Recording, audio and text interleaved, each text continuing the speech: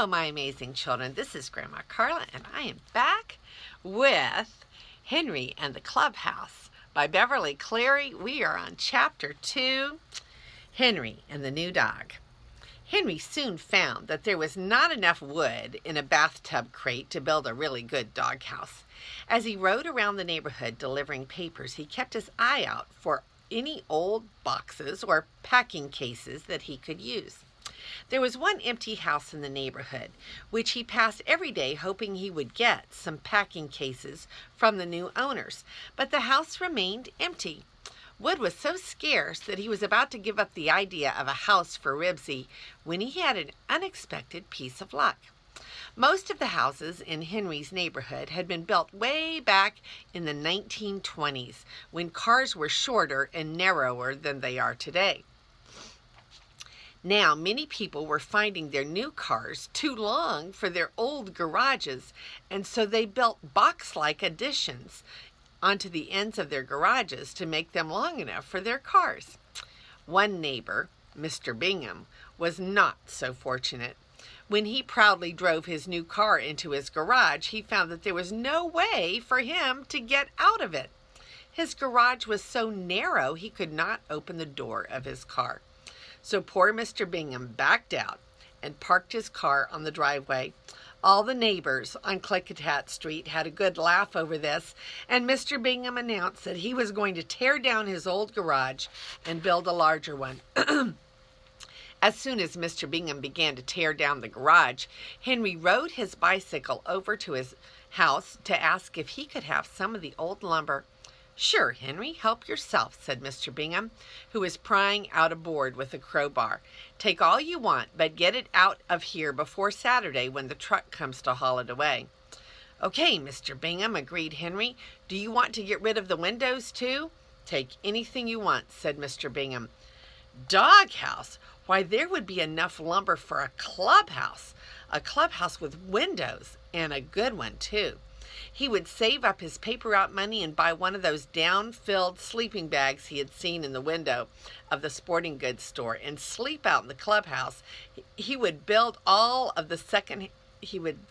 with all secondhand lumber. Now Henry found himself with more to do than he had time for. He could not neglect his paper route, so he saw that he would have to have help. He told his friends Robert and Mirth about the free lumber, and they saw the point at once. "Sure, we'll help," they both said. The boys borrowed wagons, and every afternoon between school and paper route time, they hauled lumber from Mr. Bingham's driveway to the Huggins backyard. When Henry left to fold his papers, Robert and Murph went on hauling. By Saturday, the boys were sure they had enough lumber for a clubhouse. "Let's start building," said Henry eagerly. "Nope," said Murph. "When you build a house, you've got to have a plan. You can't build it any old way." "Ah, Murph," said Robert, "where are we going to get a plan?" Henry, too, was skeptical.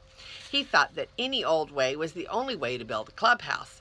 "Yes, where are we going to get a plan?" "I can draw one," said Murph. "I'll do it this weekend, but remember, when we get the clubhouse built, no girls allowed." "No girls allowed," vowed Henry and Robert. "And when we get it built, we can sleep in it in our sleeping bags," added Henry, thinking to himself, "when I get a sleeping bag." The boys agreed this was the thing to do with the clubhouse. Mrs. Huggins looked at the old lumber in her yard and said, "My goodness, Henry, isn't that a lot of lumber?" "Don't worry, Mom," Henry assured her. "The clubhouse will be real neat when we get it finished, and I'll saw up the leftover boards for kindling." Mrs. Huggins looked at the old lumber. "I don't know about this, Henry. It looks to me as if you have taken on a pretty big job." "The three of us can do it, Dad," said Henry, eager for his father's approval, "and I won't let it interfere with my paper route. Cross my heart." "See that you don't," said Mr. Huggins. "If you can't handle them both, you'll either have to give up your route or tear down the clubhouse." That weekend, Murph, who was the smartest boy in the whole school and practically a genius, did draw a plan. He drew it on squared paper, each square equaling 1 foot. Henry was pretty impressed when he saw it and realized that Murph had been right. It would not do to build a clubhouse any old way. Murph would not hear of building the clubhouse directly on the ground. "We don't want termites eating our clubhouse," he said. Henry agreed that it would not do to have bugs chewing away at their clubhouse. This meant that the boys had to buy some quick mix concrete and make 4 cement blocks for their clubhouse to rest on. It was soon plain to Henry that there was more to building a clubhouse than he had realized, and that it was going to take a lot of time that he was not sure he had to spare because of his paper route. However, he could not back out now that Robert and Murph had already worked so hard on their new project. Then one afternoon, when Henry was folding his journals on Mr. Caper's driveway with the other paper carriers, Scooter McCarthy spoke. "Say, Mr. Caper, I will be needing one more paper after this," he said. "Is that so?" Mr. Caper sounded interested. "A new subscriber?" "That's right, Mr. Caper." Scooter quite plainly was pleased with himself for having sold a subscription. Henry suddenly pretended to be interested in a headline in the paper he was folding, because he hoped that if he did not look at Mr. Caper might not look at him. Henry was ashamed, because it was already October, and he had not sold a single journal subscription. Not that he hadn't tried a little bit. He really had rung several strange doorbells before he became interested in the clubhouse, and he had tried to sell subscriptions, but the results were discouraging. Strangers had a way of listening to his sales talk about the journal's easy-to-read type with amused smiles, and then saying, "No, thank you." One man interrupted with a brisk, "Not today," and closed the door in Henry's face.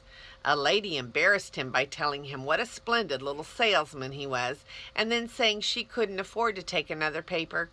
Splendid little salesman. That was the last straw.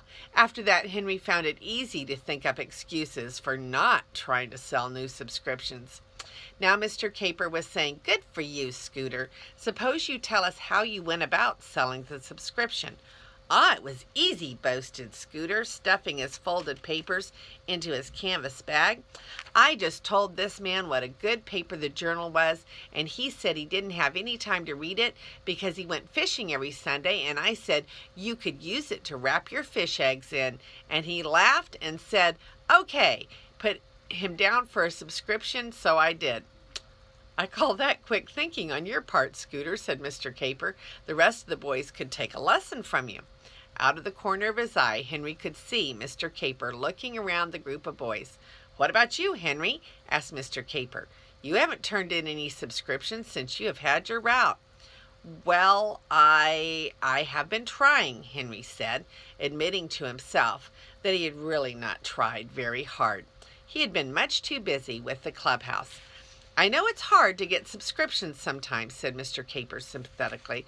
"I'll tell you what you do. The other day I saw a sold sign on a house on your route. When the new owners move in, you march right up to that front door, ring the doorbell, and sell them a subscription to the paper." "Yes, sir." Mr. Caper made it sound so easy. "March right up and sell them a subscription, just like that." "I'll try, Mr. Caper," said Henry, who knew the house the district manager was referring to. It was the house where he had once hoped to get enough old boxes to build a doghouse. It seemed a long time ago. And so each day, as Henry delivered his papers, he watched for the new owners to move into the empty house. When he finally did see packing crates and empty cartons stacked on the driveway, he decided he should give the people a little time, say about a week, to get settled before he marched right up and rang that doorbell. So we'll read the rest of the chapter next time. This is Grandma Carla, and I love you. The next afternoon, Mr. Caper said, "Well, Henry, I see the new owners have moved into that empty house." "I'm going over today as soon as I finish my route," promised Henry, knowing he could not put off the task any longer. When Henry had delivered his last paper, he hung his canvas bag in the garage, washed his hands, combed his hair, and followed by Ribsy, walked the 2 blocks to call on the new neighbors. He did not ride his bicycle because it seemed more businesslike to go on foot. Fuller Brush men did not ride bicycles. As he approached the house, he whispered to himself some of the things he planned to say. "Good afternoon. I'm Henry Huggins, your newsboy. I deliver the journal to a lot of your neighbors." That much he was sure of, but he did not know what to say next. "Find a selling point," Mr. Caper always said. "Talk about some part of the paper that would interest a new subscriber." Henry walked more and more slowly. Ribsy finally had to sit down and wait for him to catch up. The journal had a good sports section, a good church section. How was Henry supposed to know what would interest a new subscriber? What if he told someone about the church section when all he really wanted to do was read the funny papers? But before Henry could decide what to say, he met Beezus and her little sister, Ramona. Ramona was wearing a loop of string around her neck. The ends of the string were fastened with Scotch tape to a cardboard tube. "Hi," said Henry to Beezus. "What are you doing?" "Keeping Ramona away from the television set," answered Beezus. "Mother says she spends too much time in front of it." "Ask me my name," Ramona ordered Henry. Henry could feel no enthusiasm at all for this new game of Ramona's. "What's your name?" he asked in a bored voice, rather than risk Ramona's having a tantrum because he would not play. Ramona held the paper tube in front of her mouth. "My name is Danny Fitzsimmons," she answered, looking down at the sidewalk and smiling in a self-conscious way that was not at all like Ramona. "It is not," contradicted Henry. "You aren't even a boy." "She's just pretending she's being interviewed on the Sheriff Bud program," explained Beezus.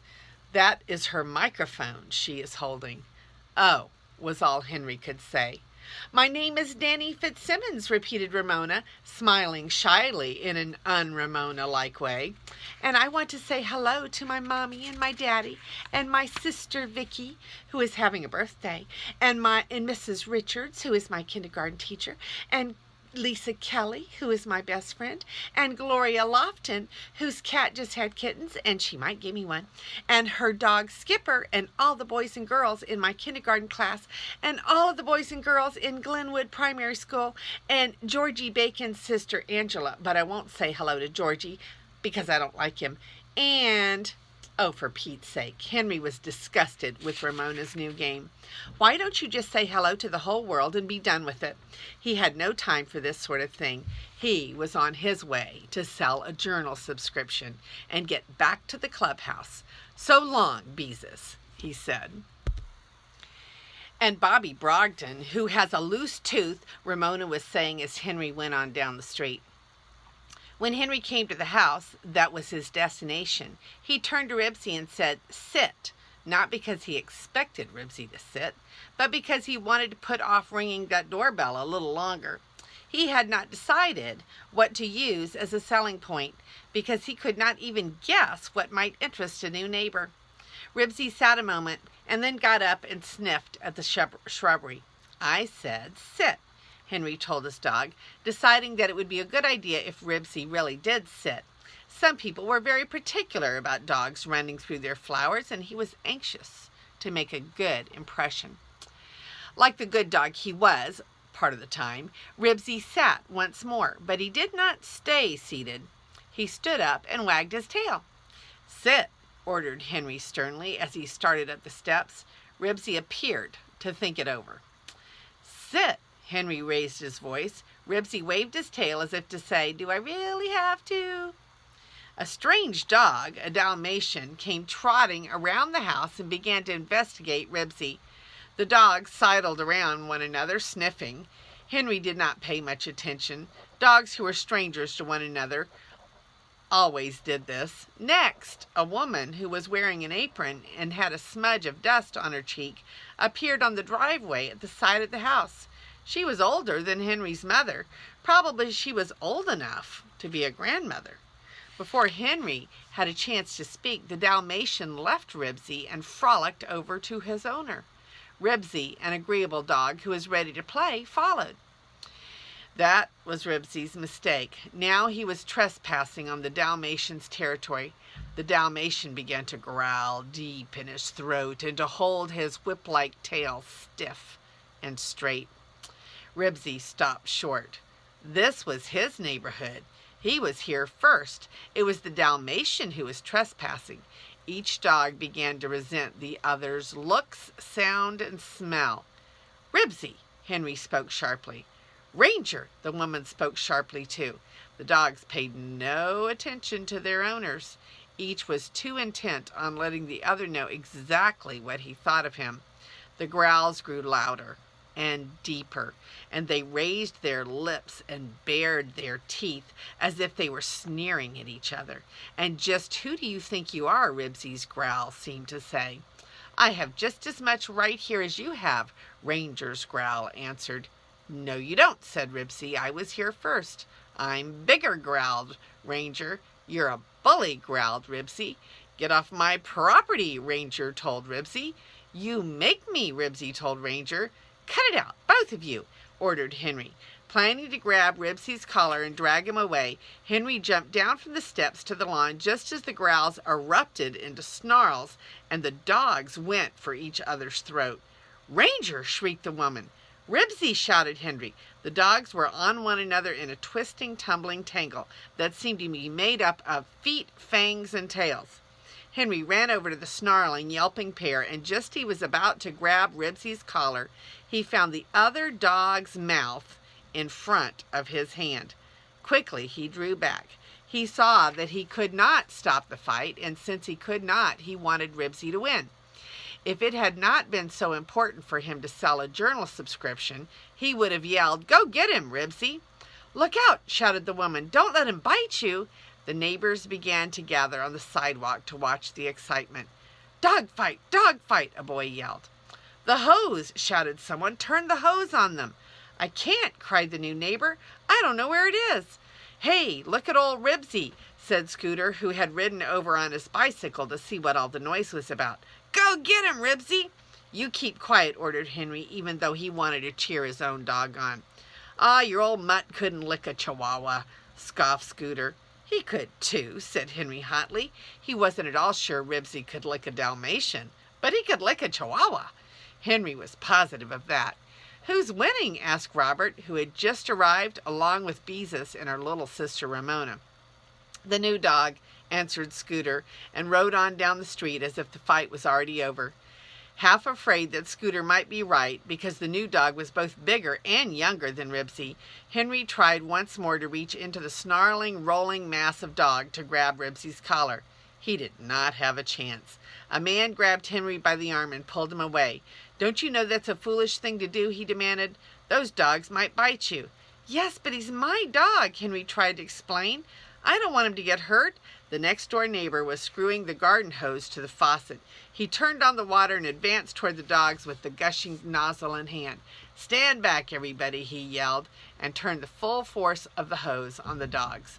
Water sprayed in all directions. Still the dogs snarled and snapped. The man with the hose moved closer, so the force of the hose was stronger. The stream of water caught Ribsy right in the face and blinded him for a moment. This gave Ranger the advantage. He seized Ribsy by the scruff of the neck, and though Ribsy was a medium-sized dog, Ranger began to shake him. The man turned the hose in Ranger's face. Ribsy wrenched free and ran dripping down the street with his tail between his legs. Ki-ying all the way. The Dalmatian was after him in a flash of black and white. Ribsy did not know what to do, whether to run after Ribsy and try to rescue him or to stay and tell the woman he was sorry his dog got into a fight with her dog, even though it was her dog that started it all. He also wondered what Mr. Caper would think of all this. A fine job of marching right up and ringing that doorbell this had turned out to be. Before Henry had a chance to decide what to do, Ranger came trotting back down the street, looking much pleased with himself. In the next block, Ribsy could be heard ki-ying toward home. Bad dog, said Ranger's owner, shaking her finger at her pet. Ranger shook himself with a great clatter of license tags. He did not look one bit sorry. Instead, he looked disapprovingly at Henry, who felt it was wise to retreat to the sidewalk. Ranger walked to the foot of the steps, flopped down, and looked around as if to say, I am monarch of all I survey. Henry was still trying to collect his thoughts and say something. How had he planned to begin this sales talk? "I'm Henry Huggins, your journal carrier." But what came next? Ribsy's keying in the distance did not help Henry to think. Before Henry said anything, Ramona passed him and walked right up to Ranger's owner. "Are you the new lady?" asked Ramona. "Why, yes, I am, dear," answered the woman, pleased to have a little girl making friends with her so soon after she had moved into a strange neighborhood. For once, Henry was glad to see Ramona. If she talked to the lady a minute, he would have a chance to think of his sales talk once more. Ramona looked straight at the new neighbor. "Remember," she said, with a ferocious frown as she pointed her finger, "only you can prevent forest fires." Henry groaned to himself. The lady looked startled. She had no answer for Ramona. Beezus ran up to Ramona and grabbed her by the hand. "Don't pay any attention to her," she said apologetically. "She says that to everyone because she hears it on TV so much. You know, Smokey Bear comes on and says it between commercials." Oh, yes, the lady did not look as if she understood it all. Perhaps she did not own a television set. "Come on, Ramona." Beezus tugged at her sister's hand. This was too much. Henry felt the only thing he could do was leave. First, his dog got into a fight with the lady's dog, and now the little girl, the little sister of a friend of his, practically accused the woman of going around setting forest fires. This was no time to sell a subscription. "I'm sorry about the fight," he blurted, and left quickly, followed by Beezus, who was pulling Ramona along by the hand. "Remember, only you can prevent forest fires," Ramona shouted back to the lady. That Ramona, thought Henry crossly. She was only 5 years old, but she was the biggest pest in the neighborhood. At the corner, Henry paused to glance back. The woman was nowhere in sight, but Ranger was sitting on the front porch as if he was standing guard. It seemed to Henry that the dog was challenging him to set foot on his property. "Just go ahead and try it," he seemed to say. "Go on. I dare you." To Henry's surprise, Mr. Caper did not ask the next day if Henry had sold a newspaper subscription to the new neighbors, and Henry suspected Mr. Caper wanted him to bring up the matter. He didn't see how he could come right out and say it. "I didn't get that subscription because the new neighbor's dog didn't like my dog." Henry made up his mind that since he left Ribsy at home while he delivered papers, he would stop on his route that very afternoon and sell that subscription. By that time, Ramona would be home watching television, so she could not spoil his sale the second time. When all his papers were folded and stuffed into the canvas bag, Henry mounted his bicycle and zigzagged down the street, pitching journals right and left. He was wearing a different T-shirt today, and he hoped the new lady might have been so busy watching the dog fight that perhaps she hadn't noticed what he looked like. "Good afternoon," he whispered to himself. "I am Henry Huggins, your journal carrier." When Henry came to the house, he saw Ranger resting on the front porch, his nose on his paws, his eyes watchful. "Hi, Ranger," said Henry in his most friendly manner. Ranger's answer was to jump to his feet, barking furiously, and leap down the steps after Henry. There was nothing for Henry to do but pedal down the street as fast as he could, with the dog snarling and snapping at his right foot every time he pushed down on the pedal. Never had Henry ridden a bicycle so fast. By the time he reached the corner, he could no longer breathe in all of the air he just really needed to keep him going. And each time he bore down on the pedal, he expected to lose a piece of his jeans or maybe even a piece of his foot. By the middle of the next block, Ranger suddenly stopped chasing Henry, turned around, and trotted toward home with an air of having done his duty. It seemed to Henry that the dog was not even out of breath. Henry came to a stop, sat on his bicycle, and panted. Boy, that was close, but the worst of it was that Henry still had to deliver the papers in Ranger's block. When he had caught his breath, he parked his bicycle against a tree and returned on foot, very, very quietly, being careful to keep out of Ranger's sight. He did not throw the papers. He laid them silently on the lawns and tiptoed away so that he would not disturb Ranger. He had curled He had cured Ribsy of running off with newspapers by squirting a water pistol at him every time he went near a paper. But Ribsy was a very good-natured dog. Henry did not think he would care to pause long enough to aim at Ranger. He might lose a leg while he aimed. He would like to see Mr. Caper march right up and ring that doorbell. He would have to wear a suit of armor, or maybe even ride in a tank. And each time Henry silently laid a paper on the lawn, he became a little more angry. He had just as much a right around here as that old ranger. More, because he had lived here longer, and he was a human being, not a dog.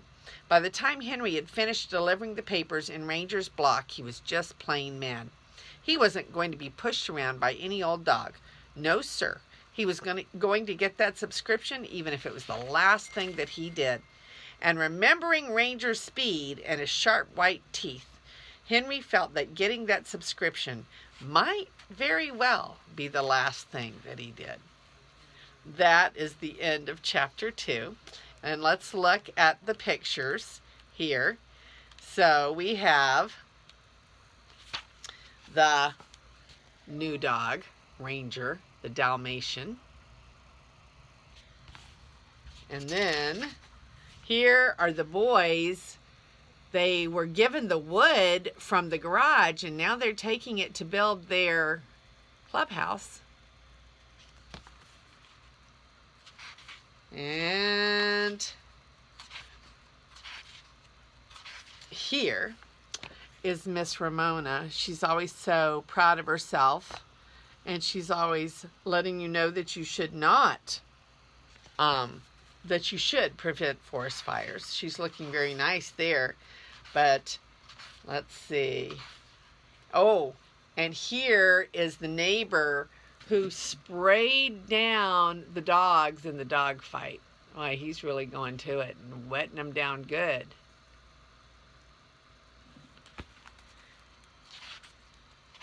And here's Ramona as she's pointing to the lady and saying, "You need to prevent forest fires." And she pretty much yells it, doesn't she? And that is the end of chapter 2. This is Grandma Carla, and I love you.